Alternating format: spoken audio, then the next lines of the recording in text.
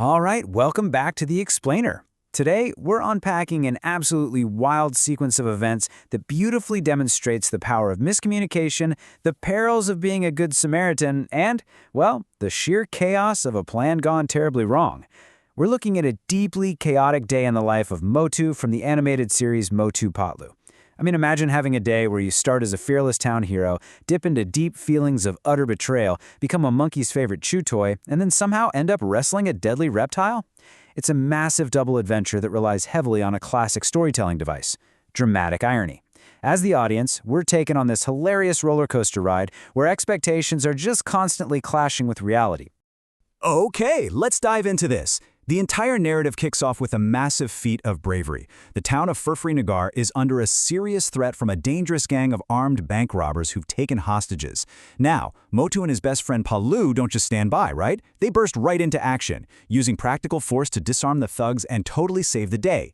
The town's mayor is absolutely thrilled, and he promises a grand celebration in honor of this incredible bravery. But here is the massive hook. What actually happens when the hero of the day doesn't get an invitation to his own victory party? Motu starts noticing that everyone around him is gearing up for a major event, but his mailbox, completely empty.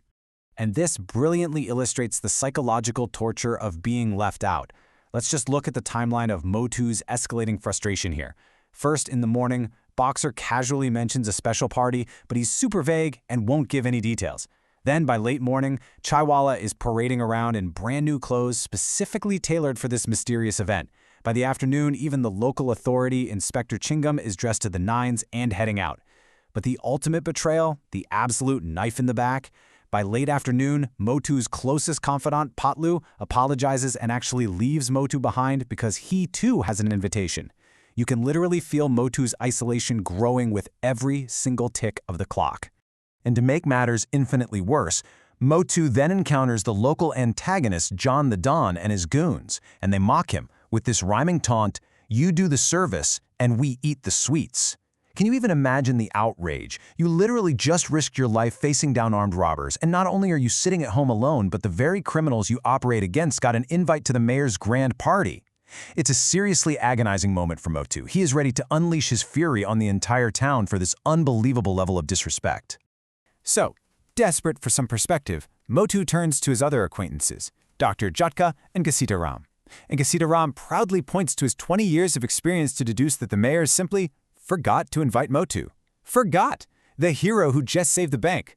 Now, this wildly unhelpful advice doesn't calm Motu down at all. It acts like absolute gasoline on a fire. Motu's face turns beet red with absolute, completely understandable anger. If you've ever been forgotten on an important email chain, you know exactly how he feels, just multiplied by 1,000. Now here we see a total subversion of expectations. Motu is expecting utter betrayal and abandonment. He storms right into the party venue, fully ready for a confrontation. But the grand reality? The lights come on, the crowd cheers, and the mayor reveals the truth. The entire town, including his best friend Patlu, was in on a massive act. They deliberately withheld the invitation because they wanted to give Motu a spectacular surprise entry. He wasn't forgotten at all. He was the chief guest of honor the whole time. The sheer relief and joy instantly wash away all that built-up anger. So, you'd think that after such an intense emotional roller coaster, Motu would finally get to relax, right? He got his recognition, he got his party, and he got his friends back. But does his day get any easier? The short answer is absolutely not. We are about to pivot sharply into the second narrative arc of the day, which proves that in Nagar, a moment of peace is really just the setup for the next disaster.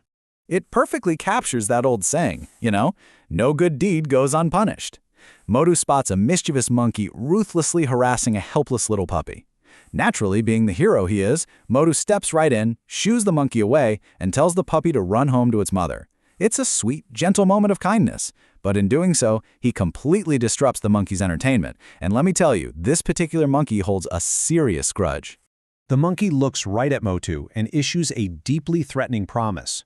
Whether you accept it or not, I am your guest. Essentially, the monkey vows to make Motu's life a living nightmare for daring to interfere.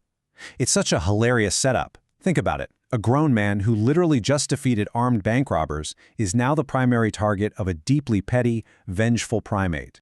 And you better believe the monkey absolutely delivers on that threat, executing a highly calculated campaign of harassment. First, it hits Motu where it hurts the most, stealing his precious plate of hot samosas right out of his hands. Unforgivable. Then it escalates to physical humiliation, literally riding around on Motu's shoulders and treating him like a taxi. It relentlessly follows him all the way home. And the absolute peak of pettiness? When Motu tries to wash away the stress of the day in a roof shower, the monkey sneaks up and turns off the tap, leaving him standing there completely covered in soap. It is a relentless, exhausting ordeal. Driven to absolute desperation, Motu seeks official help. He runs over to Inspector Chingam, hoping the municipal department can capture the beast. But even the long arm of the law is completely useless here. The monkey invades the police station, physically whacks the inspector, and effortlessly escapes Chingam's famously inescapable clutches. I mean, the traditional systems of order have completely broken down in the face of this monkey's sheer chaos. So, the crucial point is, when the law fails, you have to get creative. And by creative, I mean utterly ridiculous. Motu's friends devise a complex rescue scheme to basically manipulate the monkey's psychology. Let's follow the logic of this masterpiece. Step 1. Patlu will put on a highly realistic anaconda disguise provided by Gossiterum. Step 2. This fake snake will quote-unquote attack the monkey. Step 3. Motu will bravely step in and fake fight the snake to save the monkey's life. And Step 4. The monkey, overwhelmed with gratitude, will swear off its mischievous ways and voluntarily leave town. It's a convoluted, frankly brilliant piece of theatrical deception. Which brings us right to our grand finale. The plan is a safe, controlled fight between Motu and his best friend in a foam suit, and Motu executes his part perfectly. He wrestles the giant snake, acts exactly like a hero, and the monkey, terrified and incredibly grateful, actually apologizes and runs away to the jungle. The plan worked. But then, oh boy, Patlu casually walks into the room holding the snake costume. He says he couldn't figure out how to put it on. The realization hits Motu like a massive freight train. He wasn't fighting Patlu in a suit. He was wrestling a real, wild, and very hungry anaconda.